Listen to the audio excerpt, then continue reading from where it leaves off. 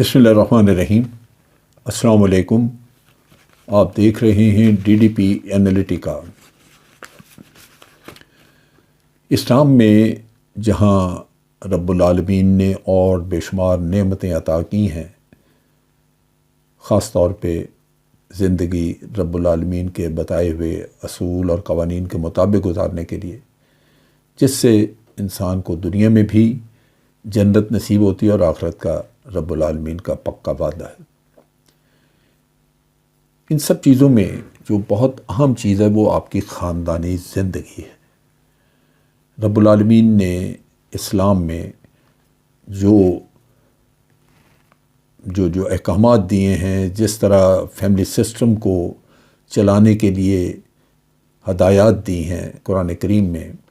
اگر اس پہ عمل کرتے رہیں تو فیملی سسٹم جو ہے وہ اسلام کا سب سے مضبوط ایک قلعہ ہے، جس میں کہ انسان اللہ تعالیٰ کے احکامات کے مطابق اپنی مکمل زندگی گزار سکتا ہے۔ اسلام میں طلاق جائز ہے، لیکن اس کو ایک ناپسندیدہ عمل قرار دیا گیا۔ اس کی بنیادی وجہ یہی ہے کہ اسلام زور اس چیز پہ دیتا ہے کہ فیملی سسٹم کو کامیاب بنایا جائے اور چلایا جائے، کیونکہ اسی میں آپ کی اور آپ کی آئندہ نسل کی فلاح موجود ہے۔ وقت گزرنے کے ساتھ ساتھ مغربی دنیا کی روایات اور مغربی دنیا کے جو طور طریقے ہیں وہ ہماری سوسائٹی میں بھی آتے جا رہے ہیں۔ تعلیم بہت اہم ہے، جو کہ ماڈرن تعلیم حاصل کرنا، اور جیسے جیسے معاشرہ تعلیم کی طرف مائل ہوتا جا رہا ہے، یہ احساس بھی بڑھتا جا رہا ہے کہ بچیوں کی بھی تعلیم حاصل کرنی چاہیے۔ اور آج ماشاءاللہ بچیاں جو ہیں وہ لڑکوں کی نسبت زیادہ محنت کر کے اچھے مارکس لے کے تو وہ زیادہ بہتر پوزیشن میں نظر آتی ہیں۔ اکثر اوقات اگر میرٹ پہ ایڈمیشنز کو دیکھا جائے اسکولوں کالجوں میں، تو بچیاں بہتر میرٹ لے کے آتی ہیں اور اس کی وجہ سے ان کے ایڈمیشنز بھی ہو جاتی ہیں۔ لیکن یہی اس کا ایک اور پہلو اسی چیز کی وجہ سے ہے، جہاں خواتین خود کفیل ہوئیں اپنی تعلیم کی وجہ سے، اور تعلیم اس لیے حاصل نہیں کی کہ ایک پڑھا لکھا خاندان بن جائے اور آگے اولاد کی تربیت بہتر ہو سکے، بلکہ اس لیے تعلیم حاصل کی کہ خواتین جو ہیں وہ باہر جاب کر سکیں اور مرد کے شانہ بشانہ وہ بھی کما کے تو اپنے آپ کو گھر کا کفیل بنائیں، یا کم از کم مرد کی برتریت جو ہے وہ تسلیم کرنے سے انکار کر دیں۔ اس مخلوط نظام میں خواتین ایک طرف تو ایکسپوز ہوئیں، اور مرد بہت سارے جن سے واسطہ پڑتا ہے ان کے اپنے مقاصد ہو سکتے ہیں، مذموم مقاصد بھی، خود غرضی بھی، اور اس میں دھوکہ چال بازی بھی ہو سکتی ہے۔ نتیجہ یہ ہے کہ خواتین کے مسائل کم ہونے کے بجائے پہلے کی نسبت بڑھ گئے، خاندان کا تحفظ ختم ہوا، اور اس سے خاندانی نظام جو کہ جس پہ ہمیں فخر ہے وہ ٹوٹتا ہوا، بکھرتا ہوا نظر آ رہا ہے۔ میں ایک خبر پڑھ رہا تھا جس میں کہ پچھلے 10 دنوں میں لاہور کے فیملی کورٹس ہیں، اس میں 500 درخواست جمع کرائی گئی ہیں خواتین کی طرف سے طلاق کے لیے۔ وہ آدمی سے خلا مانگ رہی ہیں۔ اتنی بڑی تعداد میں ایک ہی وقت میں یا چند دنوں میں آ جانا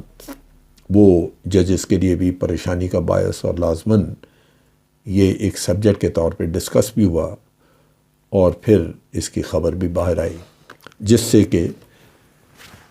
ایک تجسس اور جاننے کی خواہش پیدا ہوئی کہ یہ آخرکار ہے کیا۔ جو قوائف اور حالات جمع کیے گئے ہیں اس میں پتہ یہ چلتا ہے کہ اکثر خواتین باہر نکلنے کی وجہ سے یا لوگوں سے ملنے ملانے کی وجہ سے ایسے مردوں کے جال میں جا پھنسی جو خود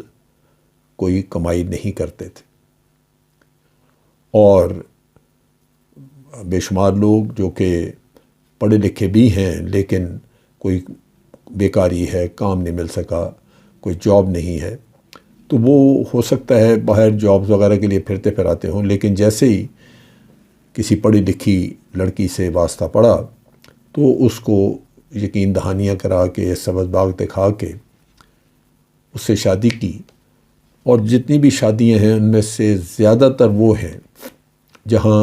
لڑکی کے ماں باپ جو ہیں وہ راضی نہیں تھے، وہ اس چیز کے اوپر مائل نہیں تھے، اور لڑکی نے اپنے ماں باپ کی خواہشات کے خلاف شادیاں کی۔ اب اس میں جب جذبات حاوی ہوتے ہیں تو عموماً سلیکشن کرتے ہوئے انسان غلطی کھا جاتا ہے۔ آدمی کی نیت کا کچھ پتہ نہیں، اس کے جاب کا پتہ کرنا وہ ممکن نہیں، کیا نہیں۔ ماں باپ شادیاں طے کریں تو اس میں بھی مسئلے مسائل ہو سکتے ہیں، آخر طلاقیں کبھی ان میں بھی ہو جاتی تھی، لیکن پھر بھی جب بزرگ آپ کے بیٹھ کے کوئی معاملہ فہمی کرتے ہیں تو لڑکے کے خاندان کو دیکھتے ہیں، اس کے ماں باپ سے ملتے ہیں، اور اس کے ساتھ ساتھ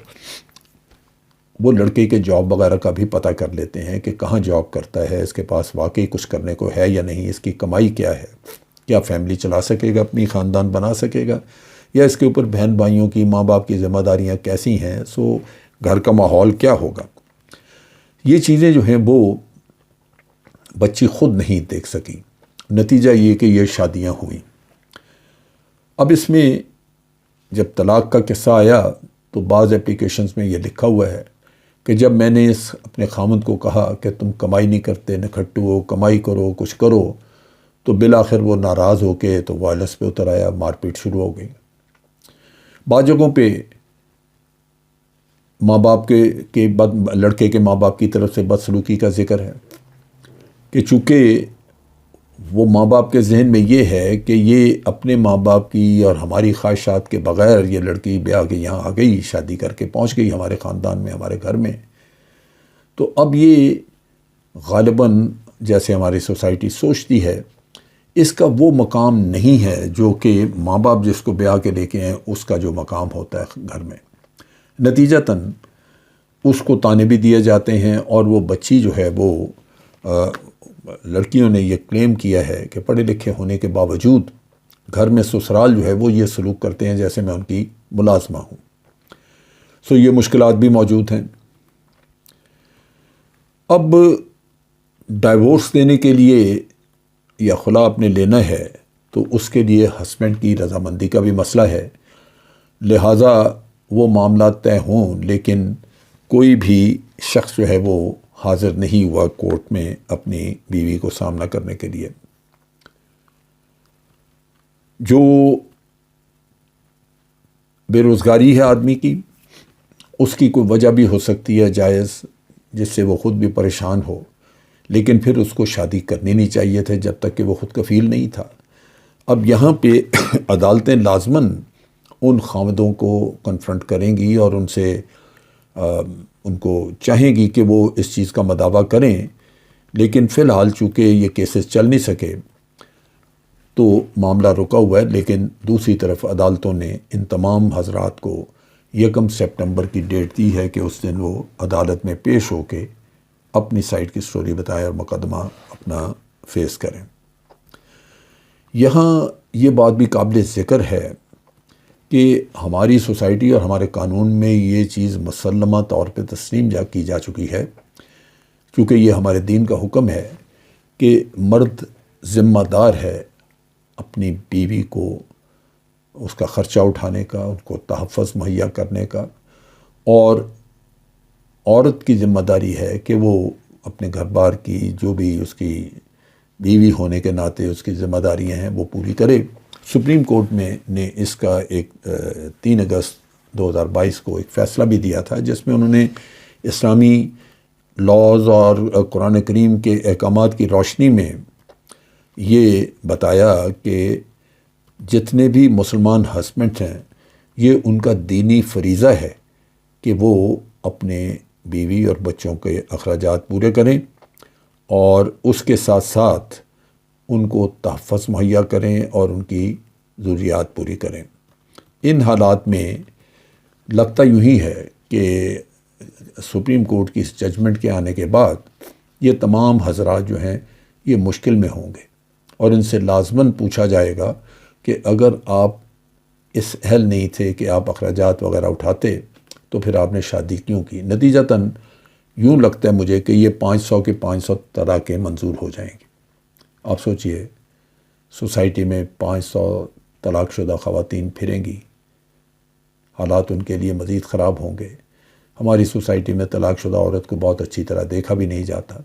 لیکن یہ سارا کچھ جو کچھ ہے انتہائی قابل افسوس ہے۔ کاش کہ شادیاں کرتے وقت بچے اپنے ماں باپ سے مشاورت کر لیں اور اپنے آئندہ آنے والی نسل کی بہتری کے لیے ایسا فیصلہ کریں جس سے ان کو تحفظ بھی ملے اور دونوں میاں بیوی اللہ تعالیٰ کے احکامات کے مطابق اپنی زندگی گزار سکیں۔ آج کے لیے اتنا ہی۔ افواج پاکستان زندہ باد، پاکستان پائندہ باد۔